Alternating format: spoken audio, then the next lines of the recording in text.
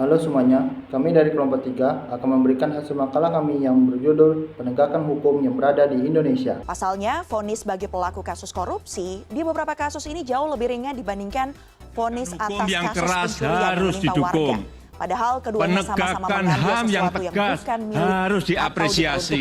Tetapi keberhasilan para penegak hukum bukan hanya diukur dari berapa kasus yang diangkat dan bukan hanya berapa orang yang dipenjara.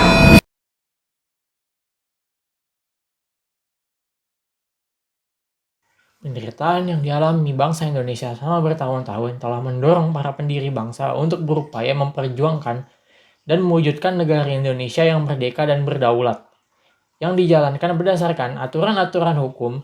Dengan kata lain, para pendiri bangsa menginginkan Indonesia menjadi negara yang berdasarkan atas hukum atau bisa yang disebut dengan negara hukum. Setelah keinginan itu terwujud, harus ada yang menegakkan hukum tersebut karena hukum yang sudah dibuat seringkali dilanggar dan banyak terjadi penyimpangannya. Penyimpangan-penyimpangan ini bisa terjadi karena kesadaran masyarakat atas pentingnya penegakan hukum. Tanpa adanya penegakan hukum, suatu negara dapat menjadi tidak karuan. Ada beberapa masalah yang akan kita bahas di sini. Yang pertama adalah apa itu penegakan hukum. Yang kedua, apa saja faktor yang mempengaruhi aparatur penegak hukum. Dan yang ketiga, seperti apa penegakan hukum di Indonesia. Pengertian penegakan hukum.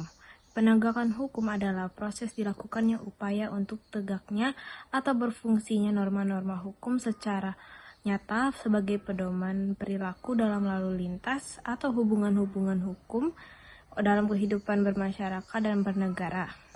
Pengertian penegakan hukum dapat pula dilihat dari sudut pandang objeknya, yaitu dari segi hukumnya. Pengertian mencakup makna luas dan sempit. Dalam artian luas, penegakan hukum mencakup nilai-nilai keadilan yang terkandung di dalamnya, baik bunyi aturan yang formal maupun nilai-nilai keadilan yang hidup di dalam masyarakat. Dalam arti sempit, penegakan hukum hanya menyangkut penegakan yang formal dan tertulis.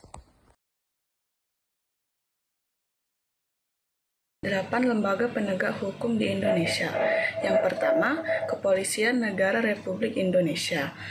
Undang-Undang Nomor 2 Tahun 2002 tentang Kepolisian Negara Republik Indonesia menyatakan fungsi kepolisian adalah salah satu tugas pemerintah negara dalam memelihara penegakan hukum, perlindungan, pengayoman, dan pelayanan kepada masyarakat. Yang kedua, Kejaksaan Agung.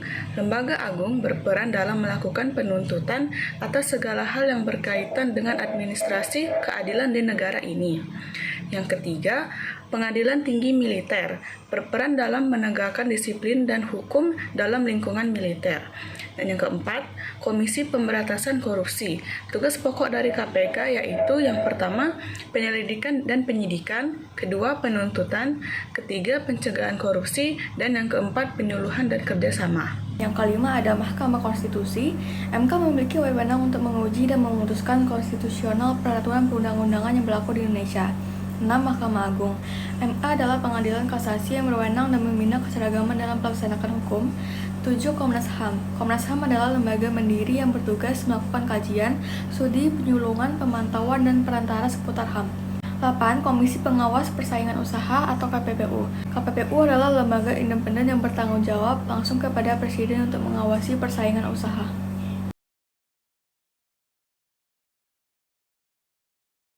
Aparatur penegak hukum berisi mengenai institusi penegak hukum. Dalam arti sempit, aparatur penegak hukum adalah orang yang terlibat dalam proses penegakan hukum yang dimulai dari sanksi, polisi, penasihat hukum, jaksa, hakim, dan petugas sipir pemasyarakatan. Setiap aparat dan aparatur termasuk juga pihak-pihak yang bersangkutan dengan tugas atau perannya dan terkait juga dengan kegiatan pelaporan, penyelidikan-penyidikan, penuntutan, pembuktian, penjatuhan vonis, dan pemberian sanksi. Dalam proses aparatur penegakan hukum mempunyai 3 faktor penting yang mempengaruhi. Yang pertama, institusi penegak hukum beserta berbagai perangkat sarana dan prasarana pendukung, dan juga mekanisme kerja kelembagaannya. Kedua, budaya kerja yang terkait dengan aparatnya, termasuk mengenai kesejahteraan aparatnya. Ketiga, perangkat peraturan yang mendukung baik kinerja kelembagaannya maupun yang mengatur materi hukum yang dijadikan standar kerja, baik hukum materialnya maupun hukum acaranya.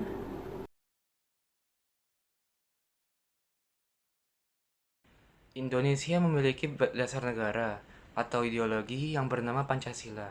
Pancasila merupakan sebuah konsep rumusan dan pedoman berkehidupan berbangsa dan bernegara yang sesuai dengan karakteristik masyarakat Indonesia yang berbeda-beda.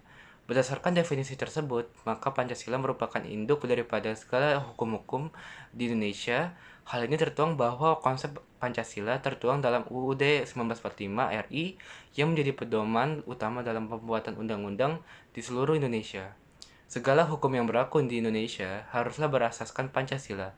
Jika seandainya hukum Indonesia tidak berasaskan dengan Pancasila, maka hukum tersebut bisa memecahkan belah bangsa, karena hukum tersebut bisa saja condong ke sebelah pihak atau berfanatik terhadap suku, etnis, dan umat beragama tertentu yang bisa membuat disintegrasi bangsa dari internal bangsa itu sendiri.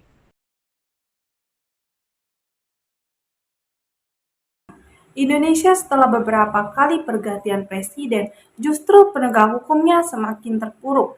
Sehingga suka atau tidak, keterpurukan hukum akan membawa dampak negatif terhadap kehidupan lain, terutama di bidang perekonomian bangsa.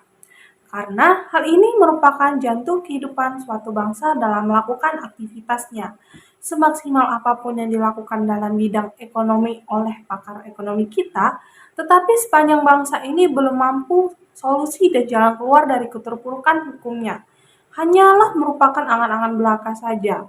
Hal yang sangat disayangkan, sistem hukum Indonesia mengalami keterpurukan yang luar biasa, karena setelah 10 tahun, masyarakat menambahkan adanya supremasi hukum dan keadilan dapat ditegakkan dengan baik. Tetapi hal itu hanyalah merupakan sebuah wacana yang tidak kunjung datang, bahkan keterpurukan hukum di Indonesia semakin semrawut.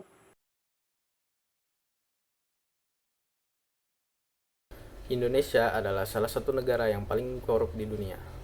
Tetapi, dalam realitasnya belum banyak koruptornya. Oleh karena dalam pandangan logistik normatif, seseorang barulah dapat dianggap sebagai seorang koruptor kalau sudah ada keputusan dari pengadilan yang berkekuatan tetap yang dinyatakan terbukti bersalah. Kemudian, dalam realitasnya juga, para koruptor ramai-ramai di SP3-kan, dituntut bebas, divonis bebas, atau dikabulkan permohonan PK-nya oleh MA. Kaitannya dengan komponen sistem hukum, maka dapat dikemukakan salah satu kendala yang bersumber dari hukum substansi atau undang-undang, yakni pemberantasan korupsi menjadi efek belum tegasnya undang-undang pemberantasan korupsi dalam memberlakukan asas pembuktian terbalik yang menurut Ahmad Ali adalah merupakan salah satu syarat utama agar pemberantasan korupsi menjadi efektif, termasuk dengan peraturan tentang kerahasiaan bank, agar tidak diberlakukan selama proses hukum masih berlangsung, karena hal itu menjadi perisai dan senjata yang ampuh bagi para koruptor. Efektif atau tidaknya suatu ketentuan hukum tidak hanya tergantung pada substansi hukumnya, tapi juga ditentukan oleh unsur struktur dan kultur hukum. Oleh karena itu dibutuhkan hakim-hakim non-karir, sehingga mereka yang terlibat di dalamnya adalah para pakar hukum yang diakui kejujurannya dan komitmennya untuk memberantas korupsi serta berbagai kasus lainnya, dan juga tidak mengabaikan ketentuan pasal 5 ayat 1 Undang-Undang Nomor 48 Tahun 2009 tentang kekuasaan kehakiman yang memerintahkan hakim-hakim untuk menggali nilai-nilai hukum dan rasa keadilan yang hidup di masyarakat, sehingga hakim tidak hanya sekedar sebagai penegak hukum, tetapi juga sebagai penegak keadilan. Para hakim kita harus berwawasan luas, memiliki kedalaman ilmu hukum, mempunyai kedekatan pada rasa keadilan rakyat banyak, dan tidak berkiblat kepada kepentingan politik atau golongan tertentu. Berikut cara mahasiswa dapat berperan dalam memperkuat penegakan hukum. Yang pertama, advokasi dan kesadaran masyarakat. Mahasiswa dapat menjadi agen perubahan dengan mengadvokasi isu-isu hukum yang relevan dan meningkatkan kesadaran masyarakat tentang pentingnya penegakan hukum yang adil dan efektif. Melalui kampanye, diskusi, seminar, dan kegiatan lainnya, mahasiswa dapat membantu meningkatkan pemahaman dan partisipasi masyarakat dalam upaya penegakan hukum. Yang kedua, riset dan analisis. Dengan melakukan studi mendalam, pengumpulan, dan menganalisis masalah hukum, mahasiswa dapat memberikan wawasan yang dapat digunakan untuk mengidentifikasi kelemahan dalam sistem penegakan hukum dan merumuskan solusi yang lebih baik. Ketiga, pengawasan dan pemantauan. Mahasiswa dapat terlibat dalam kegiatan pengawasan dan pemantauan terhadap lembaga penegak hukum seperti kepolisian, kejaksaan, atau sistem peradilan. Dengan melaporkan ketidakpatuhan, pelanggaran hak asasi manusia, atau penyalahgunaan kekuasaan, mahasiswa dapat membantu meningkatkan akuntabilitas dan transparansi dalam penegakan hukum. Jadi, penegakan hukum di Indonesia masih sangatlah kurang. Banyak sekali aparatur hukum yang tidak jujur, khususnya pada bidang ekonomi. Banyak sekali kasus korupsi yang terjadi di negeri ini, tetapi sedikit yang dijebloskan ke dalam penjara.